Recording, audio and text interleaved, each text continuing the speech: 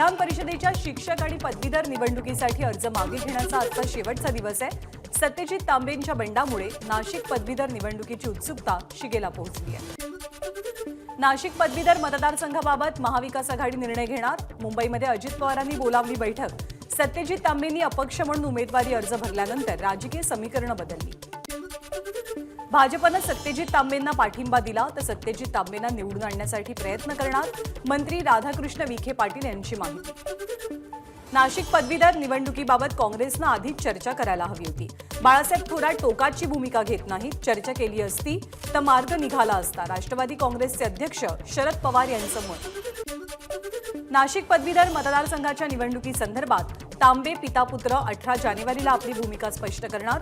योग्य वेळी भूमिका मांडणार, सुधीर तांबेंची माहिती।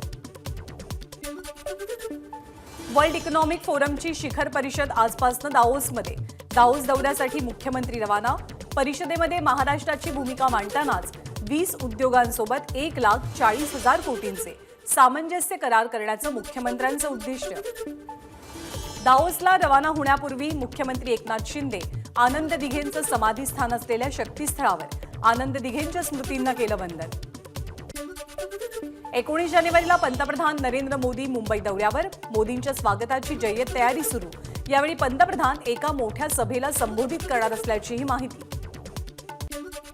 मुंबई महानगरपालिकेचे आयुक्त इक्बाल सिंग चहल यांची आज ईडी चौकशी।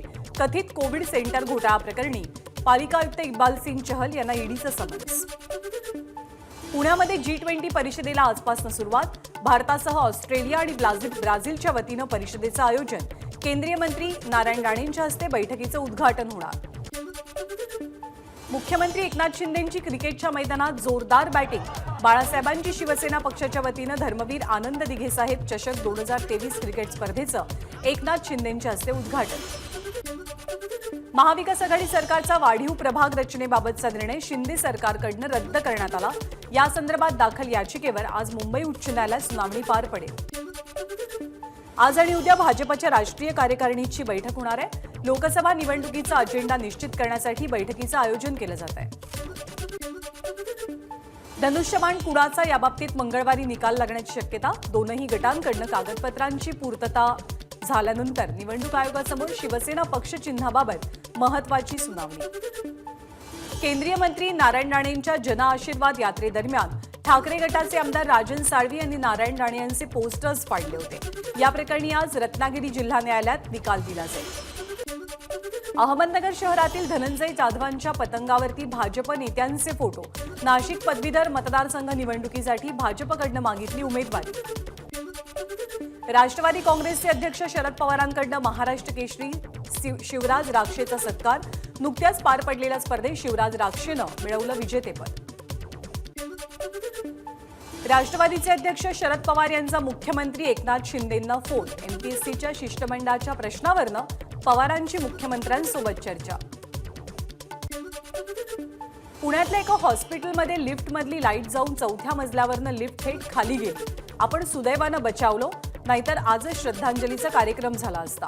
बारामतीतल्या कार्यक्रमामध्ये बोलताना अजित पवारांनी सांगितला लिफ्ट अपघाताचा किस्सा। उत्तर भारतातल्या थंडीच्या लाटेमुळे राज्यातही थंडीचा जोर वाढणार। पुणे, नाशिकसह धुळे आणि जळगावमध्ये पारा 10 अंश सेल्सिअस पर्यंत खाली उतरण्याचा अंदाज। पुढचे 3 दिवस मुंबईसह उत्तर कोकणातल्या काही भागात थंडीचा जोर वाढणार। 14 ते 15 अंश सेल्सिअस पर्यंत तापमान जाण्याची शक्यता। वीज गळती रोखण्यासाठी महावितरणची धडक कारवाई। महिन्याभरात 879 ठिकाणी तब्बल 11 कोटी रुपयांची वीज चोरी पकडली। महावितरणकडे राज्यभरात सुरक्षा आणि अंमलबजावणी विभागाची 63 भरारी पथकं। कामाठीपुरा पुनर्विकासाचा मार्ग मोकळा। म्हाडाच्या वतीनं समूह विकासासाठी निघणार टेंडर। धारावी पुनर्विकासाला राज्य मंत्रिमंडळाची मंजुरी। मुंबईमधल्या एनटीसी गिरण्यांच्या जमिनीवरच्या 11 चाळींचा पुनर्विकास होणार। केंद्रीय वस्त्रोद्योग मंत्री पियुष गोयल यांची घोषणा। पुनर्विकासाबाबत गोयल यांनी मुंबईत घेतली महाराष्ट्र सरकार, MMRDA आणि म्हाडाच्या अधिकाऱ्यांसोबत बैठक। राज्यामधल्या 1199 महाविद्यालयांकडे विद्यार्थ्यांचे 45 कोटी 23 लाख रुपये पडून प्रवेश घेताना विद्यार्थ्यांकडून घेतली अनामत रक्कम परत करणं बंधनकारक असतं। मात्र विद्यार्थ्यांना अजून तरी रक्कम परत देण्यात आलेली नाहीये।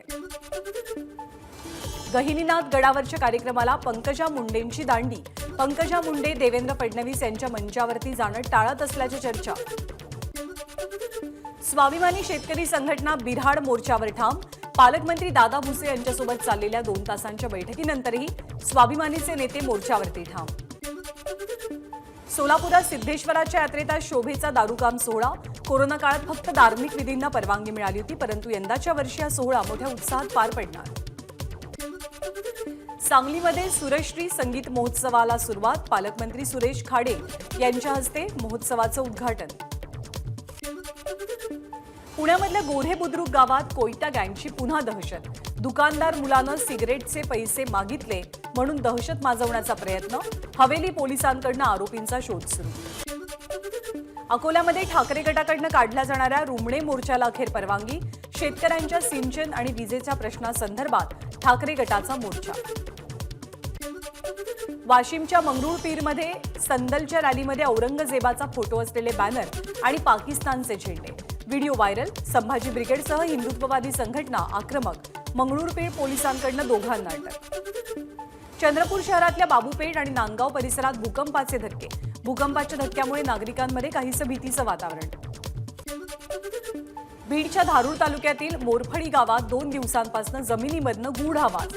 जमीन आणि घराच्या भिंतीही हादरल्यानं तज्ज्ञांनी तात्काळ तपास करण्याची गावकऱ्यांकडून मागणी. महाड तालुक्यातल्या तळीये गावच्या पुनर्वसन कामानं वेग घेतला. म्हाडाच्या माध्यमातून दरडग्रस्तांसाठी घरं उभारण्याचं काम युद्धपातळीवर सुरू.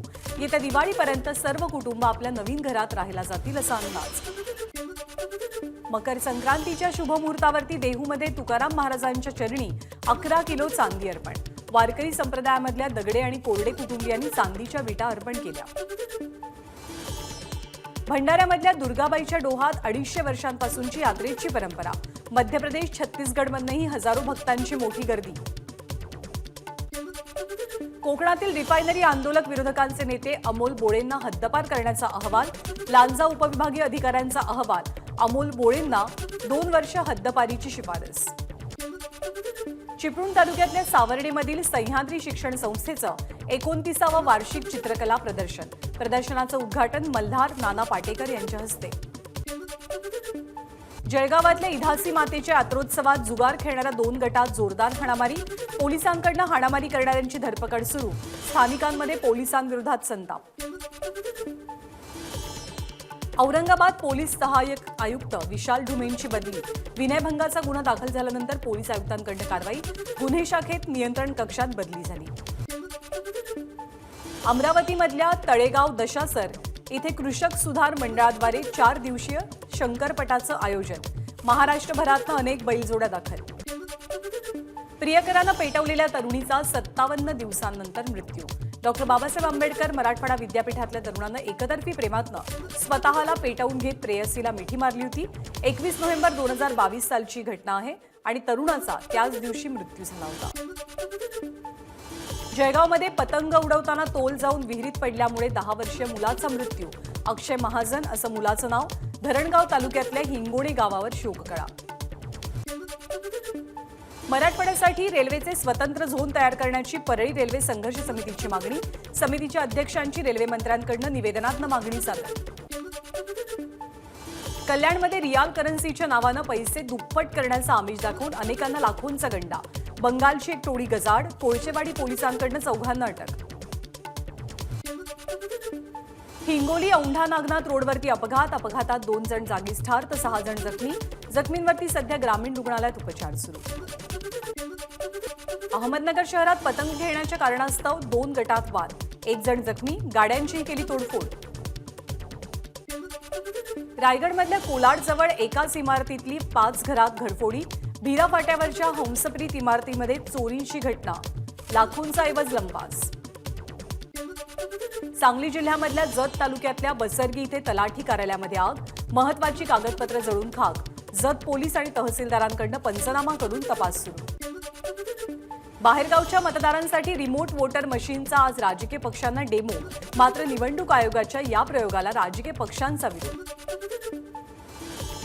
रिमोट वोटर मशीनला राजकीय पक्षांकडून विरोध, काँग्रेसच्या नेतृत्वात 16 राजकीय पक्ष एकत्रित भूमिका स्पष्ट करणार, शिवसेना आणि राष्ट्रवादीचाही विरोध असल्याची माहिती, काँग्रेसचे नेते दिग्विजय सिंग यांच्या अध्यक्षतेखाली बैठक पार पडली आहे.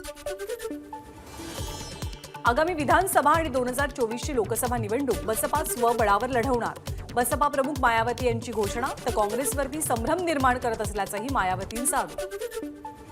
भूस्खलनग्रस्त जोशीमठ इथल्या आणखी 2 हॉटेल्स धोकादायकरित्या एकमेकांकडे झुकले, औली रोपवे जवळ आणि जोशीमठच्या इतर भागांमध्ये आणखी मोठमोठाले तडे. जोशीमठ संदर्भातल्या याचिकेवरती आज सुनावणी, जोशीमठमधल्या संकटाला राष्ट्रीय आपत्ती म्हणून घोषित करण्याच्या मागणीवरती सुनावणी पार पडणार. उत्तराखंडच्या जोशीमठ सारखंच हिमाचल प्रदेशातल्या धर्मशालाच्या मॅकडोलगंजमध्ये अवैध भूस्खलनाचं संकट आणि अवैध बांधकामामुळे मॅक्लोडगंज क्षेत्रातल्या इमारती उच्च तीव्रतेच्या भूकंपामध्ये पत्त्याच्या डावाप्रमाणे कोसळू शकतात, तज्ज्ञांचा इशारा. 2024च्या सार्वत्रिक निवडणुकीत प्रादेशिक पक्षांची भूमिका महत्त्वपूर्ण असेल, अर्थतज्ज्ञ अमर्त्य सेन यांचं विधान. भारतीय बाईक निर्मिती कंपनी टॉर्क मोटर्सकडनं नवीन क्रेटॉस बाईकचं प्रदर्शन, एका चार्जमध्ये 120 किलोमीटरपर्यंतची रेंज गाठण्याची क्षमता, तर टॉर्क मोटर्सचे सर्व ग्राहक 2 वर्षांसाठी घेऊ शकतात मोफत चार्जिंग नेटवर्कचा लाभ. ऑस्ट्रेलिया विरुद्धच्या कसोटी मालिकेपूर्वी रवींद्र जाडेजाला रणजी ट्रॉफी खेळण्याचे बीसीसीआयचे आदेश, जाडेजाला रणजी ट्रॉफीमध्ये मॅच फिटनेस सिद्ध करावा लागणार. बॉर्डर गावस्कर मालिकेचा 4 कसोटी सामन्यांचा पारंपरिक फॉर्मॅट बंद होणार, आता 5 सामन्यांचा सेट असणार. शाहरुख खानच्या पठाण सिनेमाचं परदेशात ॲडव्हान्स बुकिंग सुरू, बुकिंगमधनं कोट्यवधी रुपयांची कमाई. 2022 सालामध्ये भारतात इलेक्ट्रिक बॅटरीवरती चालणारी सुमारे 10 लाख वाहनं विकली गेल्याची माहिती. मुंबई ते गोवा आणि मुंबई ते लक्षद्वीप या मार्गावरती लवकरच क्रूज सेवा सुरू होणार, मुंबई पोर्ट अथॉरिटी आणि आंतरराष्ट्रीय क्रूज सेवा देणाऱ्या कंपन्यांबरोबर सकारात्मक बैठक. कॉम्पिटिशन कमिशन ऑफ इंडियाच्या नव्या निर्णयामुळे स्मार्टफोन महाग होणार असल्याचा गुगलचा इशारा. लंडनमध्ये करण्यात आली युरेनियमची तस्करी, लंडन हिथ्रो विमानतळावरनं युरेनियमसह एका वृद्ध व्यक्तीला अटक, सामानामधल्या बॅगमध्ये लपवण्यात आलेलं होतं युरेनियम. 2000 वर्ष जुनी असलेल्या माया संस्कृतीच्या अवशेषांचा शोध, मेक्सिको जवळच्या जंगलातनं लिडार तंत्रज्ञानाच्या मदतीनं संशोधकांनी शोधल्या माया संस्कृतीच्या खुणा. इंडोनेशियामध्ये भूकंपाचे तीव्र झटके, 6 रिश्टर स्केल इतकी भूकंपाची तीव्रता, जनजीवन पुरतं विस्कळीत. तालिबाननं बनवली पहिली सुपरकार, माडा 9 असं सुपरकारचं नाव, एनटॉप या कंपनीकडनं सुपरकारची निर्मिती, तालिबानच्या मंत्र्यांकडनं सुपरकारचं अनावरण. ऑटो एक्स्पोमध्ये कियाकडनं नवीन कार्निवलचं सादरीकरण, 7 सीटर, 9 सीटर आणि 11 सीटरमध्ये कार्सची मॉडेल्स उपलब्ध. एबीपी माझा, उघडा डोळे बघा नीट.